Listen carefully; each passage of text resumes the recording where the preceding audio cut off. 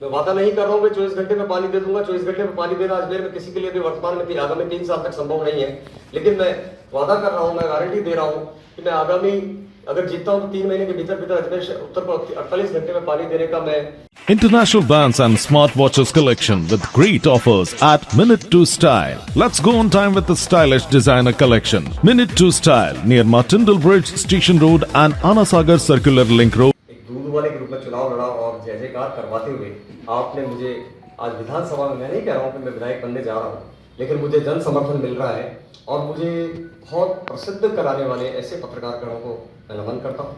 मैं नमन करता हूँ यहाँ विराजे सभी प्रबुद्धजनों को नमस्ते करता हूँ। अपने सारी बात पहले बोल चुका हूँ, आपने पूर्व में मुझे मौका दिया और आज मैं मेरे छोटे से निवेदन पे आपने मुझे मंच दिया। मैं आभार करता हूँ आभार व्यक्त करता हूँ अजय प्रेस क्लब का और पदाधिकारी गणों का। आदरणीय प्रताप जी भाई साहब ने मुझे पिछली बार कहा था कि ज्ञान जी ये एक कार्यक्रम हुआ था, जीना इसी का नाम है। प्रताप जी भाई साहब ने कहा था कि आपको जो अजय प्रेस क्लब के मंच पे माला पहना, तो साहब उसके बाद में इस पिछले 2-2.5 साल के अंदर उस कार्यक्रम के बाद में बहुत सारे ऐसे प्रकरण आए। ताज़ा प्रकरण अभी है, नगर निगम ने बांटे लैपटॉप और नहीं लिया सारस्वत में 50,000 रुपये चीज मैंने फ्री में मिलता है तो आदमी शाप भी ले लेता है, लेकिन मुझे नहीं लेना था क्योंकि मेरे अपने कुछ सिद्धांत है, नियम है। मैं आप लोगों ने भाई साहब ने आदेश किया कि अपनी बात आगे पहुंचाने के लिए आप लोगों के आपको उपस्थित हुआ हूँ। पार्षद रहा हूँ, मैं 3 बार पार्षद रहा हूँ।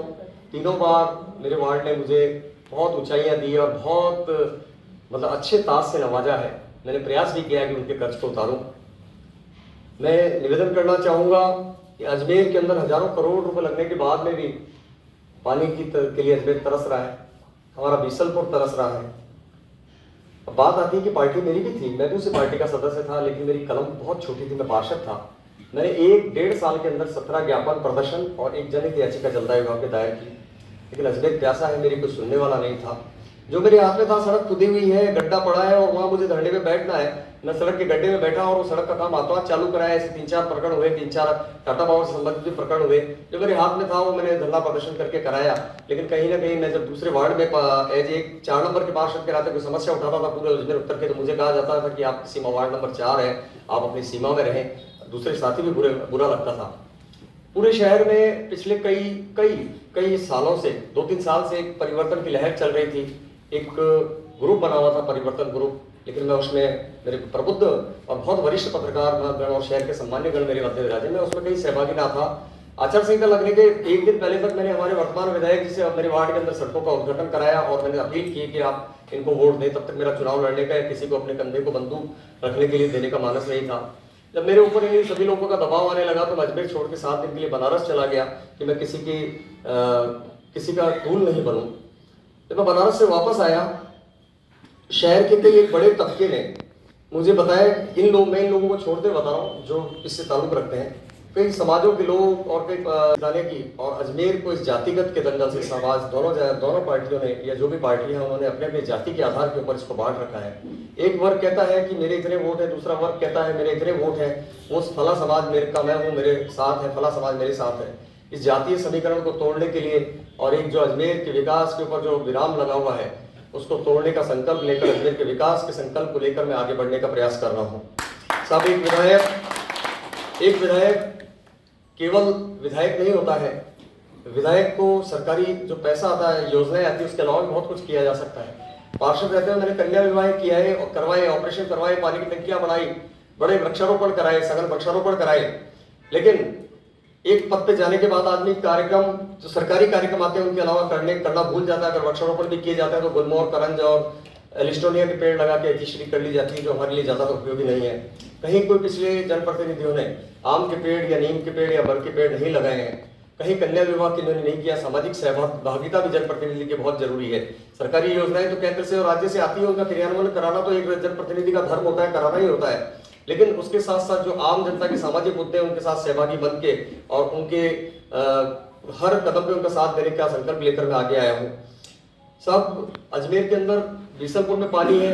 एक सरकार एक पार्टी कहती है कि हमारे कार्यकाल में जयपुर गया, दूसरा कह रहा साहब आपने वहां दे दिया, एक कह रहा टाटा पावर। जो हो गया, चौपाटी बन गई, स्मार्ट सिटी के काम हो गए, नहीं तोड़े जा सकते, लेकिन जब चल रहे थे तो हमें उसके ऊपर निगरानी तो रखनी चाहिए थी साहब। हमने निगरानी नहीं रखी, अब वो काम नहीं तोड़ सकते हैं। लेकिन मैं संकल्प लेके चला हूँ कि उसमें कितना सुधार करके हम उसको कितना अच्छा कर सकते हैं।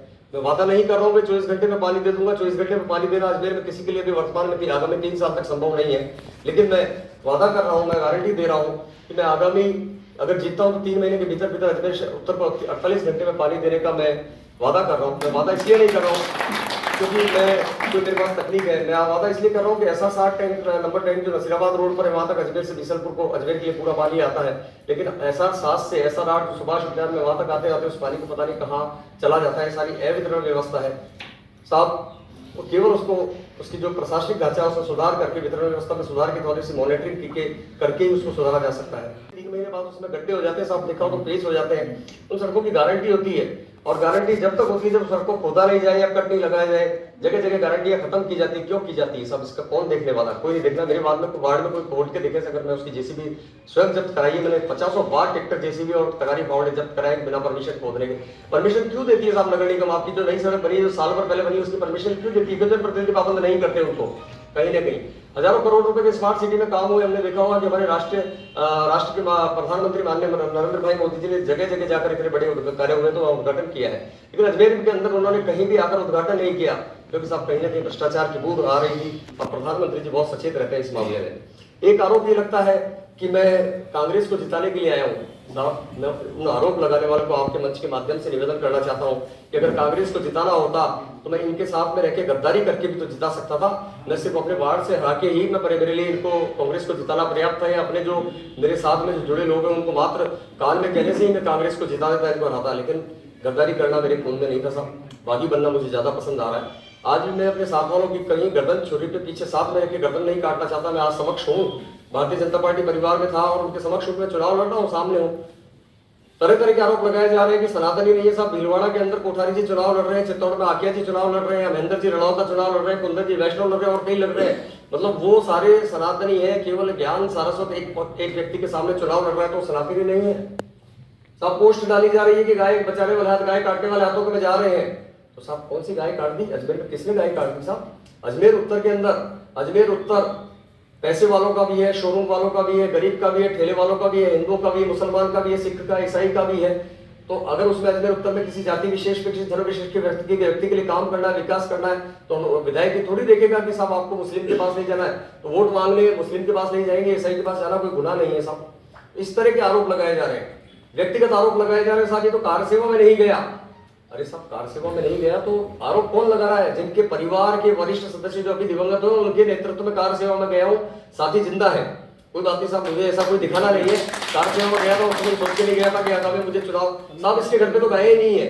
अरे साहब कोई बात नहीं, मेरे दूध वाले जवाब दे रहे फेसबुक के साथ, गाय कैसे नहीं दूध पी रहा है? अरे साहब इसके घर में तो लिफ्ट लगी है साहब, मैंने तो नहीं जाके देखा कि आपके घर में कौन सी कंपनी के सोफे हैं या रेफ्रिजरेटर है। मेरे घर में क्या है? अगर मैं भ्रष्ट हूं तो आज भी मैं आपके मंच के माध्यम से उनको चैलेंज आह्वान करता हूं, उनको चैलेंज करता हूं, एक भी भ्रष्टाचार का आरोप इस ज्ञान सारस्वत पे लगाए। साहब कहते हैं इसका एक वीडियो पड़ा है, इसकी जो दारू पार्टी की मदिरा पार्टी की फोटो लाओ। मैंने जीवन में दारू की बोतल तो बाहर से देखी क्योंकि अजमेर में रहता हूँ, आंखें नहीं बंद कर सकता, लेकिन अंदर से दारू कैसी होती मैंने नहीं देखी, चक्की मुझे पता नहीं होता। तो मैं कहता हूँ लाओ तो ऐसा मीडिया, ऐसे वीडियो लाओ तो सही। अभी एक महाशय ने फेसबुक पे कमेंट किया कि इस ज्ञान को गोली मार दो। साहब मैं कहीं ना कहीं 1 मिनट में उसने नीचे मैंने कमेंट कराया कि ज्ञान सारस्वत के लिए बोल रहे हो क्या मेरे साथी से? तो हाँ, मैं चाहता था उसको मुकदमा करा के और मैं जिंदाबाद करा सकता था, लेकिन मैंने नहीं किया क्योंकि मैं मेरे साथियों को एक सीमा के बाद फेसबुक और सोशल मीडिया पे जवाब देने लगे, नहीं तो मेरे साथियों ने कभी किसी के ऊपर कमेंट नहीं किया।